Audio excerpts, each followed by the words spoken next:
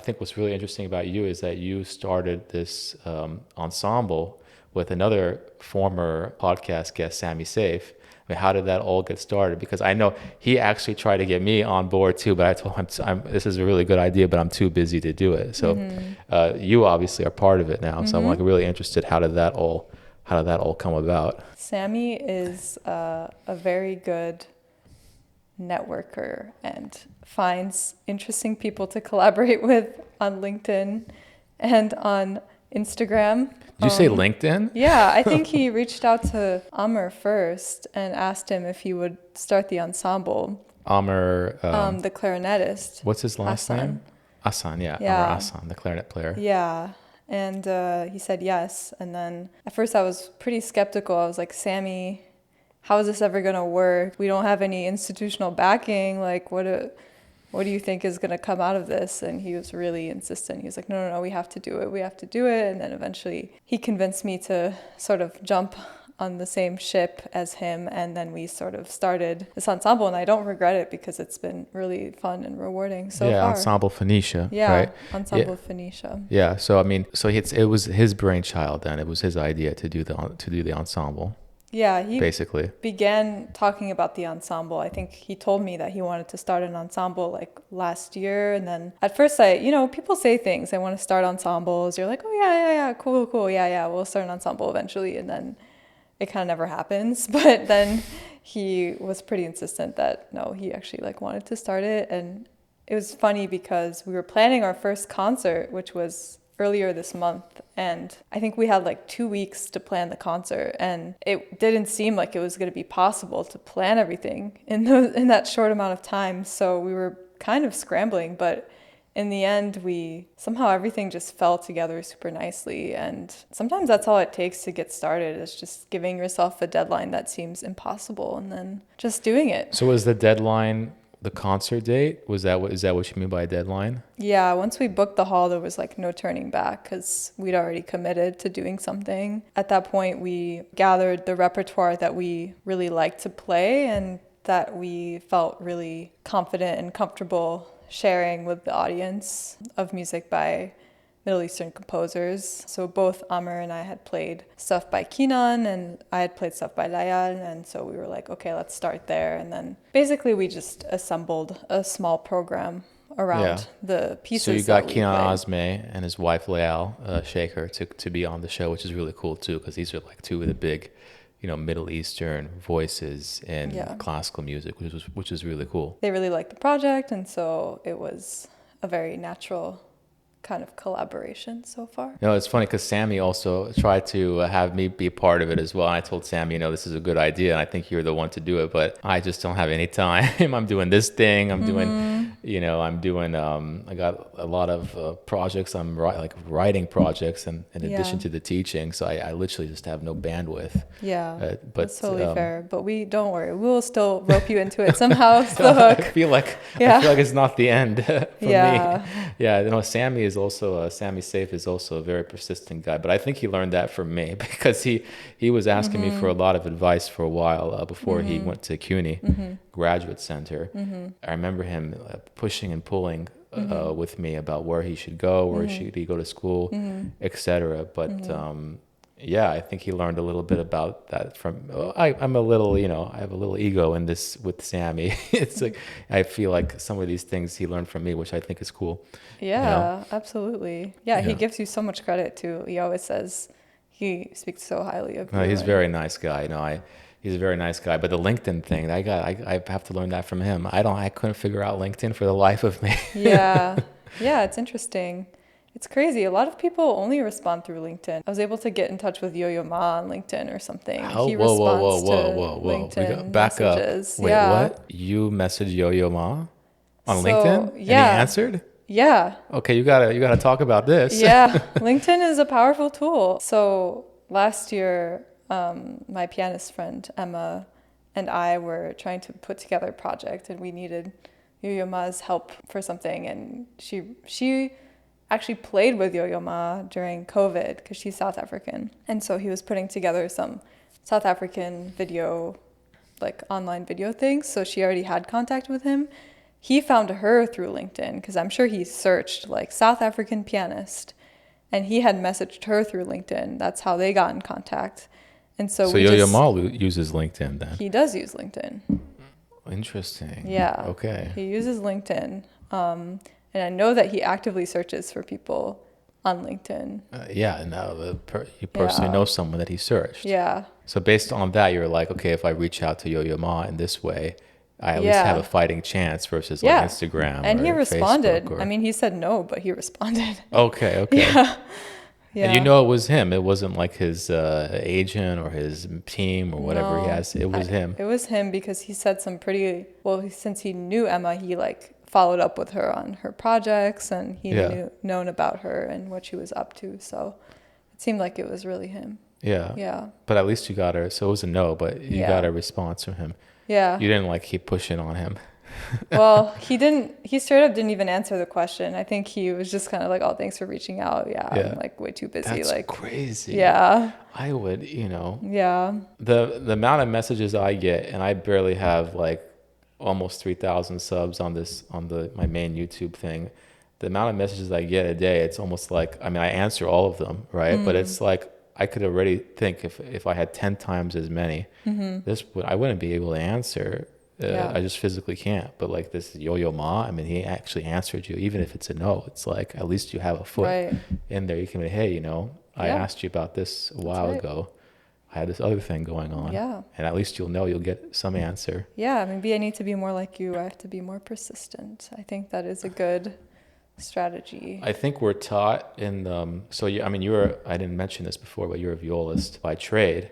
I usually have composers on the show, but I like to also have musicians that are interested in the music that's being written now. I feel like that's important too. In the conservatory system, we're like taught that it's all about the music, and that's it. Like I remember my teacher, John Corleano, when we were sitting in lessons, I was asking him, I'm a young composer.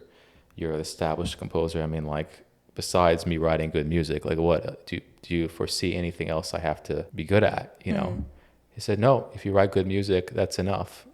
That's what he said. Now that I've, it's been like 8 years since my last lesson with him, I don't think he was right. I think that that's not 100% correct. Isn't he like also 90 or something? He's in his 80s. Yeah. Maybe that's how it worked back in the day. But they didn't have social media back then. They didn't have websites. They didn't have all that upkeep to do that we have to do, right? You know what, John? It's interesting. I love John. I love his music, and I wouldn't have gone to Juilliard if he didn't like my stuff too. But I remember very distinctly. I was at the YMCA gym next to Juilliard. I don't know if you've ever been in there, but there's a gym right there, and I met this guy. He was like a chorister that sang in like the original Met Opera production of Ghost of Versailles, which is this opera that Corleano wrote. Yeah. And he was telling me, I said, I don't know how we ended up talking, because he was just like lifting weight and I was doing whatever. I don't even remember how we were speaking, but he was like telling me, you're John Corleano, like the thing I remember about him, he was at every concert imaginable in New York. I always saw him everywhere. Yeah, so he networked in his own way. Yeah, I mean, now it's a little different, the networking. Yeah. You have all these other ways, but like he was out there. He wasn't just like in his basement like me, sitting around writing music. Like you're not in your basement. You have people on your show. It's all good. Yeah, but I'm doing that, but in this way. Yeah. I'm doing it in my own way, but I don't feel like I have to physically be at every show. Yeah. Like maybe they used to do 50 years ago. When you go to shows, when you go to concerts, do you think that he was actively talking to all the performers at the end and introducing himself? Like, is that what most people do when they go to concerts, or was it what just do you do when you go to what do you do when you go to a concert? Well, it depends. I think if it's someone I know, then it's easier to get in there and speak to people. But if it's not someone that you know, sometimes it's like a little awkward to go and just force your way in there, or like say hi when you don't really have a connection. But maybe that's the way to do it. Well, here's someone that you know. You played this piece by Lael Shaker. This is the cadenza from the Brown text. I want to play a couple minutes of this.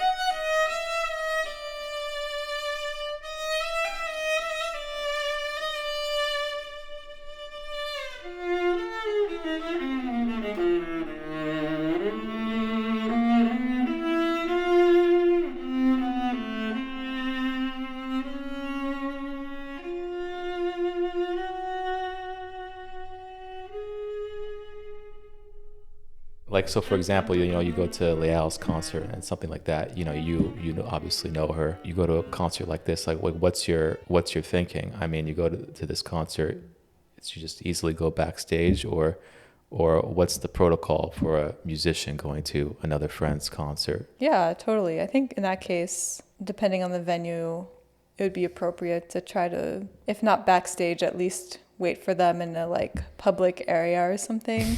Yeah, it can be, I think that's probably the way to do it. I mean, that's probably what I would do in that situation. Yeah, it's very awkward, right? Yeah. Like, I don't even attempt to do it anymore.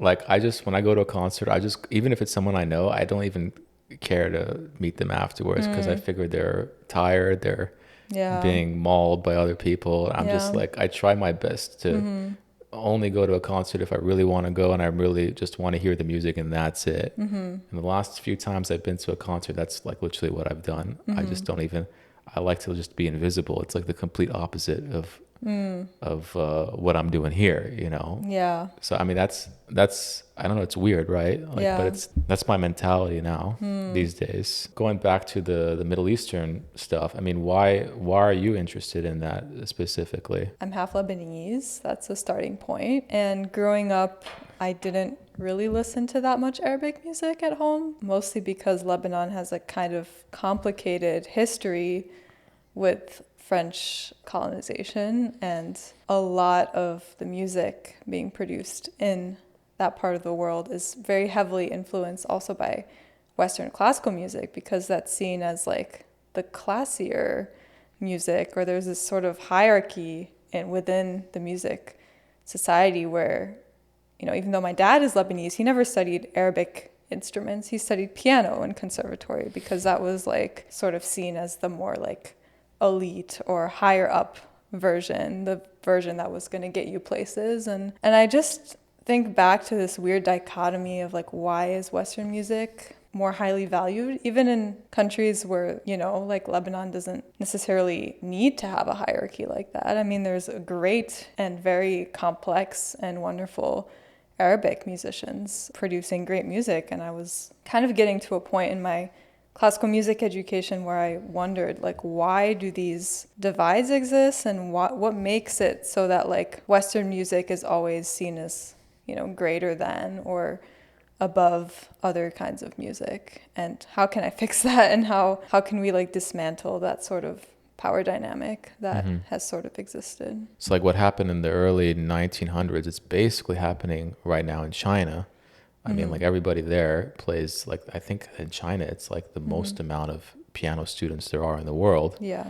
And I remember going to an orchestra concert where my music was being played, and everybody in the audience were like young families, which is very different than here in the States or even in Europe, where it's just mostly like older, retired people. Yeah. That, that's what they like to do in their free time, or they're doing it for social status. In China, it was a completely different situation. No, I agree. It's even with my parents growing up, I remember speaking Arabic like pretty fluent, like as fluent as a 5-year-old can speak. But then as soon as I went to school, the Arabic was gone. Like my parents stopped speaking to me in Arabic. My accent is like completely gone, from when I was a kid. Like I'm basically speaking English, most of the time these days. That dichotomy you're talking about, I think it permeates just the music education. It's like completely like the rest of our culture as well, and our being as people. Yeah. And I think, you see it in the United States maybe more acutely, Western places. There's a lot of, not to get too political, but there's a lot of things like Islamophobia and like fear of Arab people or something in this country, that like people want to repress that identity somehow. I've seen it happen in certain spheres, in certain circles, and I just wonder, like, why does that have to be a thing? Like people from other places don't feel the need to like repress who they are when they move here or something. So why as Arabic speaking people do we feel like that has to happen, at least for my parents, it was pretty clear the reason for me was that when I went into kindergarten, I distinctly remember that I couldn't talk to anybody. So it was like actually on the surface, a simple reason. I literally couldn't communicate with the other kids because I couldn't speak English. Yeah. So my parents freaked out completely, as they should. I would as a parent too, if my kid is like completely antisocial because they just don't have knowledge of the language. So but instead of like kind of going 50-50, it went all the way. And then once it went all the way, I'm the oldest of three brothers. My other two brothers, it was all the way either. So like my youngest brother can't speak any Arabic at all, like zero. And I can imagine, as the generations go by, like my kids or the kids of those kids, I wonder what's going to happen, and it's hard for me to wrap my head around it in the moment. I don't know if you think about these things at all, but I think about these things all the time, and those are the things that show up in my music. That's how I express it. I express it more when I'm writing than anything else. Right, because it's like a part of who you are, and you don't need to know the language to write Arabic music, right? You see, this is the reason I've been avoiding vocal writing, because there's going to be an inevitable time where I feel the need to incorporate Arabic poetry. But if I don't understand how it's all being put together semantically, it's not going to be a genuine response. So I've been avoiding it, till the time comes where I actually sit down and learn, okay, how do I put all these things together? Yeah. So that's a insecurity I have, at least. I don't know if it's an insecurity you have. Definitely. When it comes to the Arabic culture and being you're also half French, right? Yeah. So you have that part of it too. It's complicated. Which complicates it even further. Yeah. I mean, it's funny because I have a French parent, I have a Lebanese parent, and the only language we spoke growing up was French, not Arabic. So because once again there was that whole history of French occupation of Lebanon, so a lot of Lebanese people also speak French. My dad's family is very heavily Francophone in general, and so for him it was more important that his kids learn to speak French than to speak Arabic. So my Arabic is not great. But then I've had moments, I as an adult, I started learning again, taking classes and stuff. During COVID, I was taking regular Arabic classes with a tutor, cool. In Lebanon, like over Zoom. Yeah. I've been interested in getting back into it and like sort of reclaiming that, because I feel like it's too bad that it's lost, It's funny too, because I did a similar thing over COVID for 3 months. I had this like Skype partner in Jordan where we would talk in Arabic for half an hour and then talk in English for the next half an hour. Nice. So there was no money exchanged. It was just like a friendship. Yeah. That went over, we would meet once a week and we would talk about whatever. Yeah. And then she would type down, words that I didn't know in Arabic. Yeah. And then I would save them for later. And same thing with the English I did for her. So it was a nice one-to-one relationship there. Speaking of, this idea of, playing Arabic music and so on, and the idea of networking too, actually, I'm quite interested in this because I don't know, we both haven't met this person in real life. Wajdi Abu Diab, who lives in Lebanon right now, but you played one of his new pieces for viola, so I want to play a couple minutes of that.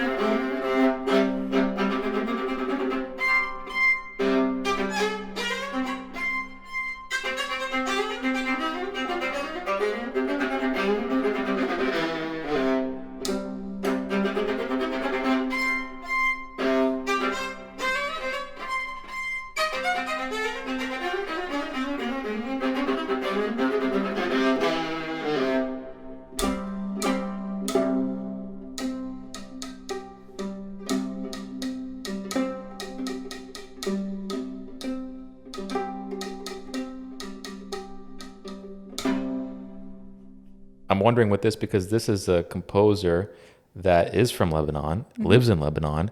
He doesn't seem to want to leave Lebanon, at least from... I think he's left Lebanon, actually. Oh, he left Lebanon. Yeah, Okay. I think he lives in Bahrain now. Oh, he does? Yeah. Okay. Because last time I spoke to him, he was saying he wants to stay in Lebanon.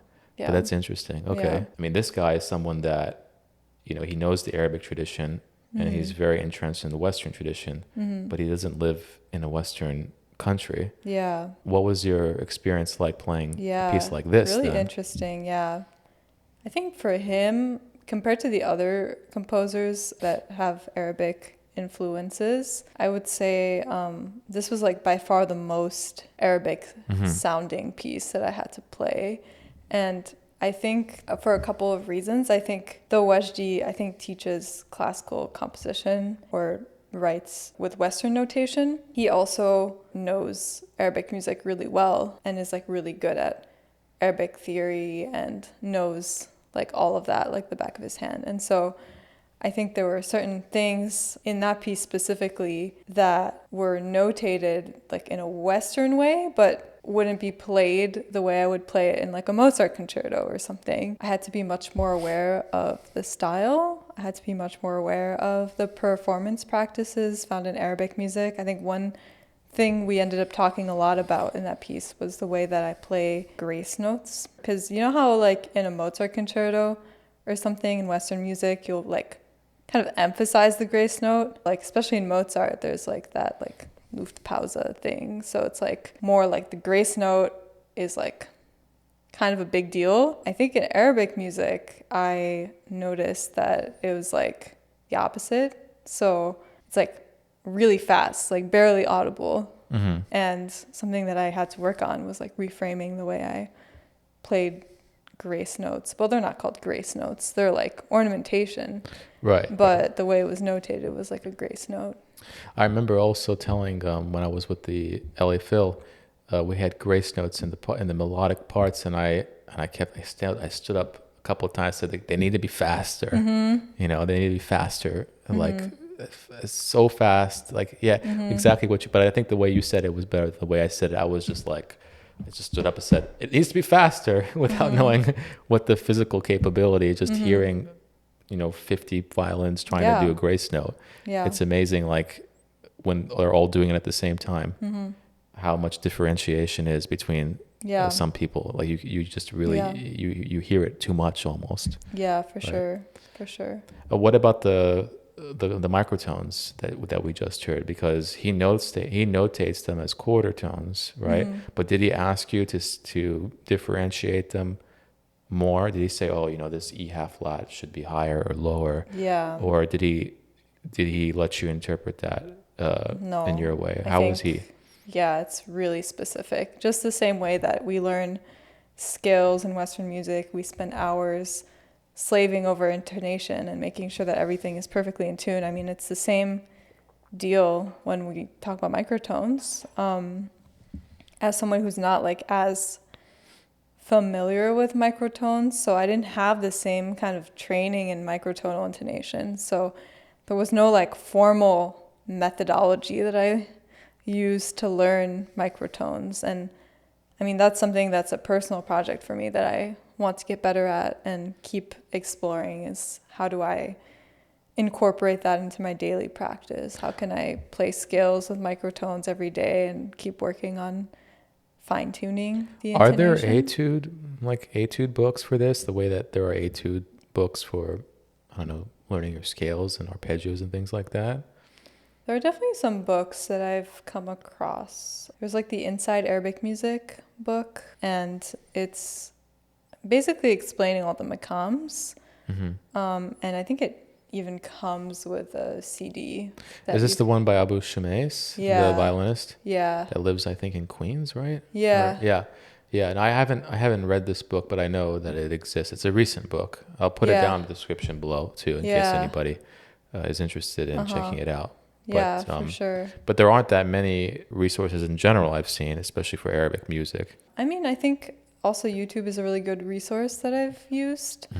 There are quite a bit of people explaining maqams on YouTube, but a lot of the videos are in Arabic, so yeah, you have to, translate, and also like different kinds of Arabic, different dialects. So it's not as easy for me to understand, but yeah, I think there's definitely resources out there. I can't But did you think learning, I mean, I wonder, like, did you think learning like the Ross scale, for example, was that important for you to play Wajdi's piece? Or was it more like, I'm more focused on the notation? Because that's also a strange thing. Because we in Arabic music, or in general non-Western music, is not notated. Yeah. So all of a sudden you're putting all these grace notes, ornamentation, microtones, you're putting them all in notation.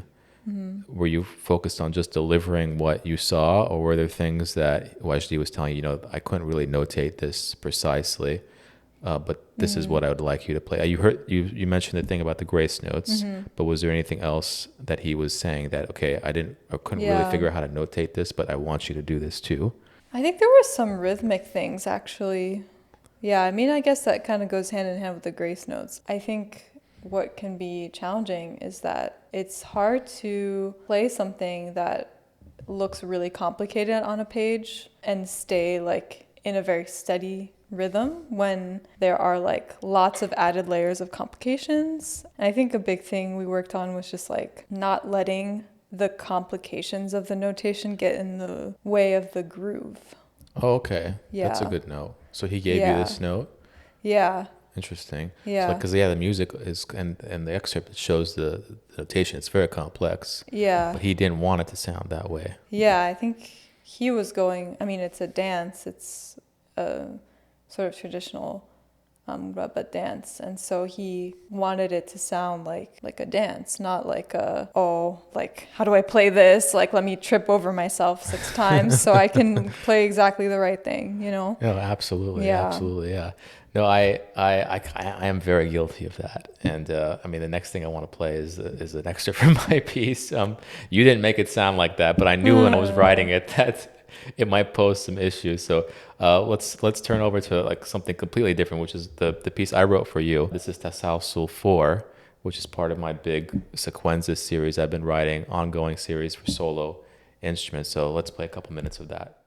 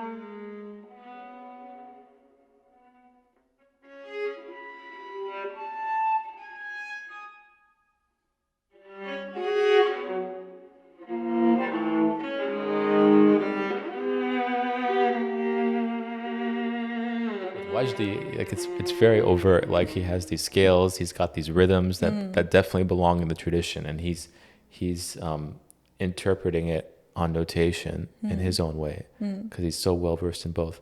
For me, it's a little bit different. The way I describe it is, in a sense, I'm just kind of internalizing what I know. I'm not pretending I know everything, and then I kind of push it out with all the modern contemporary techniques that I know from all the other music I love, like Ligeti and Un Suk Chin, and even like composers like Ehnes and people like that. So I try to not ignore any of that. I'm not when I'm writing my own music. So this was kind of the result for my version for viola.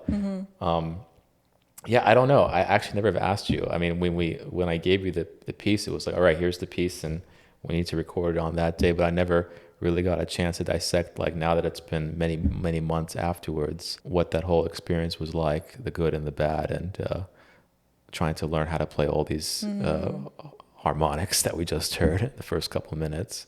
Yeah. Well, remember that day that we tried? Like, at first you had written everything as like natural harmonics.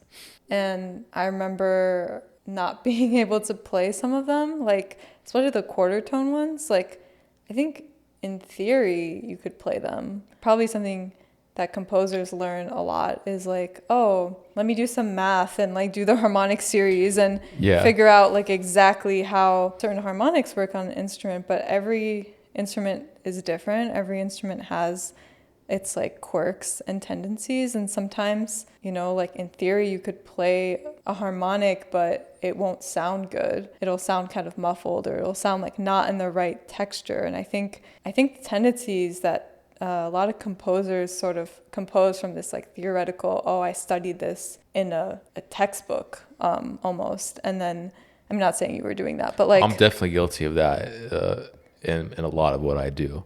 But I think you need to start somewhere and then give it to a player to double check if it's possible. Yeah, if I were in your shoes, I would do the same thing. Like, you want to come with something. You don't want to just come empty-handed, like, hey, how do you play everything? Exactly, yeah.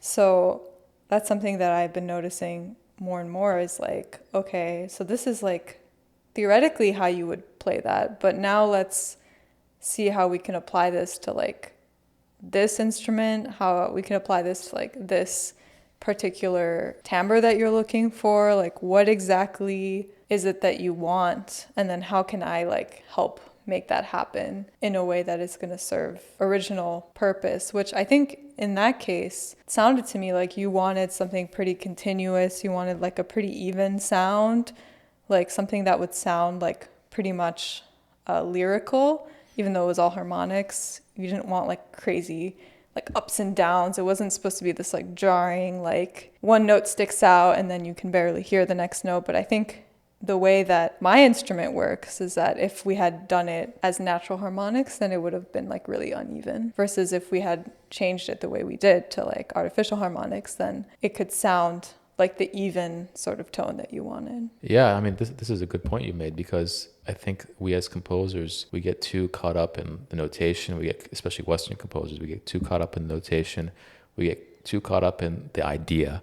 Wouldn't it be cool if everything was natural harmonics? There's definitely this internal thing, at least for me, that if you're using artificial harmonics, you're cheating, because like anything could be made with this artificial harmonic, just touching a string, right? And then like lightly touching a fourth above that. You can do that with basically any note. With natural harmonics, you are dividing the string in these whole integer nice numbers, right? Yeah. So this was my thinking. But then when I heard you play it, I'm like, that's not the sound that I want. And at the end of the day, like what you said, the sound wins out, not necessarily the concept. So I learned something working with you when I was doing that piece. I said, well, I can't be so stringent or so uptight about my original concept when clearly she's playing the same exact notes that I wanted, but they sound 100 times better than what I originally planned. So that was something I learned working with you on that. Yeah, and it's really interesting because every instrument is so different and responds to harmonics so differently based on the acoustics. And I think actually violas in general are a lot more difficult sometimes, because acoustically the instrument is still a work in progress. You know, nothing is standardized the way a violin is. I think string length, for instance, on violin is like pretty standard. On viola, you have different sized violas, you have different models of violas, you have like, everything is still kind of like up in the air and up for debate as to like the actual acoustics, the way they're made and stuff. So I think that complicates the writing for viola quite a bit, because like in theory, like you said, you could have like a natural harmonic, but maybe it doesn't sound good on that specific instrument because of like the string length being a little bit off or something compared to like what it would be like on a standard violin size or something like that. Yeah, that surprised me a lot. But when we figured, but the other thing was there were so many different options for each of the notes. And I remember you showing me, you can play it here, you can play it here, you can play it here. They're all the same note, but they all sounded different. And then the other thing was, because we wanted everything kind of like slurred, like in one big phrase, that also complicated things, because that means that we didn't want to perceive a break in between the notes. So, I mean, on paper, the piece looks quite simple. It's basically like all quarter notes, you know, but to get that exact sound, that kind of lyrical sound, when you're not playing like standard, these like low notes on the C string that the viola does so well, I wanted to figure out, how do I do the opposite thing? Like get that lyrical sound, but do it with super high pitches on the viola. So plus there were the quarter tones, which we haven't even mentioned, that are part of the language too. I was surprised to see how many like harmonics exist, even quarter tone harmonics, right? That in theory you could play. I think sometimes those things are really difficult to get to sound because of how like minute the differences are, right? So maybe in another life I would have more time to experiment with those sort of quarter tone natural harmonics and find like a good solution. But hopefully there'll be another opportunity, and hopefully I can get closer to that. But it's definitely much harder to do. Well, I mean, not only that, but like when you're training, like in conservatory, in terms of intonation, we're trained to be allergic to anything that's not in that 12 tone equal temperament. So just I've even heard from players that, you know, because you have the thing right here, that you're playing a note that is out of tune in the Western system. I mean, it's jarring to hear. So even just getting used to not even just playing it, but just like getting used to the sound itself is a lot to handle for some people. And this is something I experienced firsthand when I was doing the LA Phil thing, because there was like 60 people playing string instrument, and not all of them, in fact, most of them are not going to be, not going to like that they're getting that sound out of their instrument, right? Because it's like, that's not the sound I was told is an acceptable sound to make on my instrument. So we have to find collaborators like you that are willing to make those sounds. To kind of take a chance on these sounds, you know. I think that's too bad, because I mean, I think to get into a place like the LA Phil to begin with, you have to be really like very narrow-minded. Like, this is what I want. This is the kind of musician I want to be. And that is a very specific path. Like, you have to almost tune everything else out. Like, music doesn't exist for me outside of this like orchestral vacuum. And this is the path that I need to pursue. And something that I'm struggling with getting out of school is, well, that path was the one that was prescribed for a lot of people. It was sort of even, you know, glorified as, oh, this is the best path to take. Being in orchestra is what you should aspire to. And I got out of school and I realized, like, I mean, sure, I could slave away at excerpts for hours and hours and hours a day, but that's not really expanding my worldview. That's not really like exposing me to like any real creativity. It's not really embodying any of the values that I want to create as a musician. And so that's been kind of a struggle, because then what else do? You have to make your own path, right? You don't have that sort of linear, oh, do this, and then you get an orchestra job. Yeah, I mean, you're absolutely right. Well, what year did you graduate? 2022. 2022 from Juilliard, the master's degree. Yeah, so this is, you're still relatively recent, but it's been a year and change, right?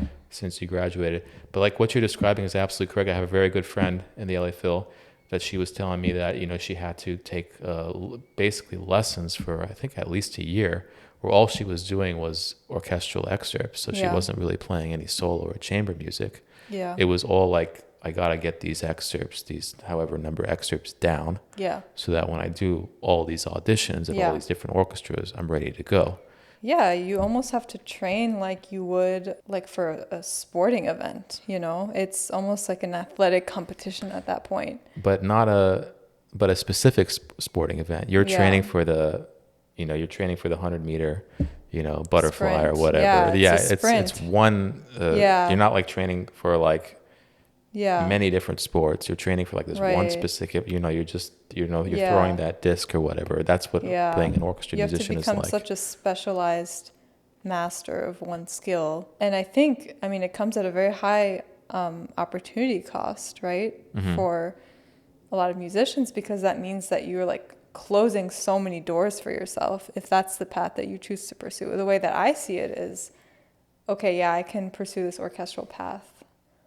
And I'd have to say no to so many opportunities just to get that. I think I'm at a point now where I'm thinking that, by closing this door of orchestra playing, in a way it's been really liberating, because it's also meant that it's opened up a lot of space and time for me to think about music differently and to work on collaborations like the one we've had and many other composers that I've worked with this year. This past year, I've been able to do that because I'm not so laser focused on, winning an orchestra job. And so the act of collaborating, the act of creating, community, and also to work on projects that are really meaningful to me have, in a way, been extremely valuable to me in a way that I don't know that orchestra playing necessarily would. Yeah, you're not the first one I've heard this from either, but it's not like publicly said as we're talking about now. Regarding orchestra playing, I don't know how many people know this either, but like,